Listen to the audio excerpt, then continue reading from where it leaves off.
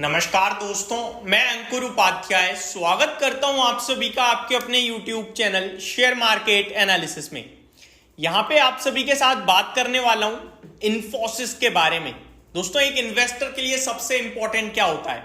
एक इन्वेस्टर के लिए सबसे इंपॉर्टेंट होता है नतीजे, कंपनी का प्रदर्शन, कंपनी कैसा काम कर रही है।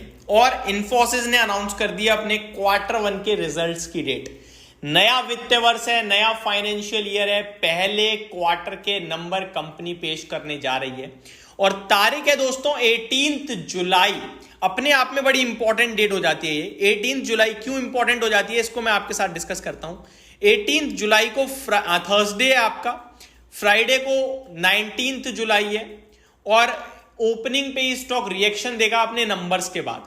उसके बाद सैटरडे संडे आ जाएगा एंड देन मंडे को सीधे बजट है, यानी कि स्टॉक कंटिन्यू बड़े एक्शन में रह सकता है क्योंकि बजट पे पूरा बाजार वॉलेटाइल होगा और आईटी सेक्टर को अपने हिसाब से चलाने का काम कर रहा होगा इन्फोसिस। अगर नंबर अच्छे आए तो ऊपर की तरफ खींचेगा, फिर बजट उसे और ऊपर ले जाता है तो वो डबल बूस्ट हो जाएगा, अदरवाइज प्लस माइनस की सिनेरियो बन सकती है। ठीक है जी, अब आते हैं अगले पैरामीटर पे। इन्फोसिस की बात करें तो Q1 के रिजल्ट डेट अनाउंस कर दिए 18 जुलाई की और ज्यादातर इनफैक्ट हमेशा इन्फोसिस से 2 दिन पहले, ज्यादातर 2 से 3 दिन पहले या अगले 1 दिन पहले टीसीएस रिजल्ट पेश करता है और टीसीएस के साथ क्वार्टरली नंबर्स का आगाज होता है।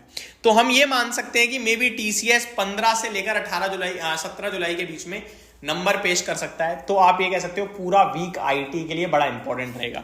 अब यहां पे क्या रिपोर्ट है, चलिए पढ़ते हैं एक बार। IT services major Infosys will kick off the first quarter earning of FY25, announcing its results on 18th July. A meeting of the board will be held on July 18 to approve and take record on the consolidated financial result and its subsidiary for the quarter ending 2024. The company said in filing. In the recent fourth quarter, Bengaluru-based company posted 30% year-on-year basis growth in the net profit at rupees 7,969 crore, and the revenue from operation in the fourth quarter stood at 37,923 crore, up 1% year-on-year basis. तो fourth quarter के profit में 30% का jump था साल दर साल और revenue में 1% का जंप था साल दर साल। The software major forecast that it's constant currency revenue growth for FY25 will be around 1% to 3%।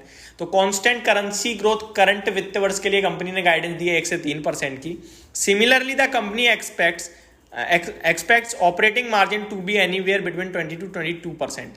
तो मार्जिन कंपनी के करंट वित्तीय वर्ष में 20 से 22% के बीच में कहीं भी रह सकते हैं। Infosys clocked a deal value of $4.5 billion in the January-March period, with 44% of its being net new ones. FY24 deal value was the highest ever at $17.7 billion. Which the company says will create a robust foundation for growth। तो ये company की तरफ से एक बड़ी announcement देखने को मिली थी हमें बीच में, बट मेजर जो बड़ी चीज है वो यही है कि इन्फोसिस अपने क्वार्टरली नंबर पेश करने वाला है और Q4 में हमने सुधार देखा था आईटी स्टॉक में, मे बी अब यहाँ से और अच्छे सुधार आते हुए दिखे आपको। एक बार इन्फोसिस की बात कर लेते हैं हम, इन्फोसिस कैसा दिख रहा है कैसा नहीं दिख रहा है टेक्निकल टर्म्स पे। मेरे को तो पसंद है, मैंने आपके साथ डिस्कस भी किया है कि 1480 के करीब इस स्टॉक को लेने के मौके ढूंढे। अभी भी स्टॉक ऑलमोस्ट 1488 के करीब ही ट्रेड कर रहा है। आईटी स्टॉक में एक दिन तेजी आती है, 2 दिन मंदी आती है। टेक्निकल टर्म्स पे अगर बड़े चार्ट पैटर्न पे देखें तो सपोर्ट लेवल पे खड़ा है, जहां पे हेड एंड शोल्डर टाइप बना हुआ है आपके लिए। 1380 से चाल शुरू हुई थी, ऊपर 1700 तक और नीचे गिरावट दोबारा से 1390 की आई है। अभी ऊपर आके लगभग 1490 के करीब ट्रेड कर रहा है। तो नीचे में 1380 का बड़ा स्टॉप लॉस, बड़ा सपोर्ट है, वो ब्रेक होगा तो फिर फ्रेश राउंड ऑफ सेलिंग आएगी जहां कुछ फ्रेश लो लग सकते हैं, बट उम्मीद है कि ऐसा नहीं होना चाहिए। ऊपर में 1700 तक स्टॉक विजिट करना चाहिए। एक बार इसके रिजल्ट्स का भी हिसाब किताब देखते हैं कि बीते 1-2 क्वार्टर में कैसा इंप्रूवमेंट चल रहा है स्टॉक में, क्योंकि बीते कुछ समय तो आपने देखा काफी खराब रहे हैं 1-2 साल, क्योंकि कंपनी के लिए यूएस हो या यूरोप हो, दोनों जगह से ही स्लो डाउन की खबरें थी बीच में। तो अभी धीरे धीरे इकोनॉमी रिवाइव कर रही है और रेट कट की उम्मीदें भी आ रही हैं, यूरोप ने तो कर भी दिया है। अगर कंपनी के प्रॉफिट की बात करें तो बढ़िया जंप मारता हुआ दिखा था मार्च में, क्योंकि दिसंबर में 6000 करोड़ का मुनाफा था, मार्च में ऑलमोस्ट 8,000 करोड़ का पेश करा। और अगर मैं बीते 5 क्वार्टर की बात करूं, मार्च, जून, सितंबर, दिसंबर, मार्च, तो 6,000, 5,000, 6,000, 5,900, 6,000 करोड़ पे घूम रहा था प्रॉफिट, और दिसंबर में 8,000 करोड़ का मारा है प्रॉफिट।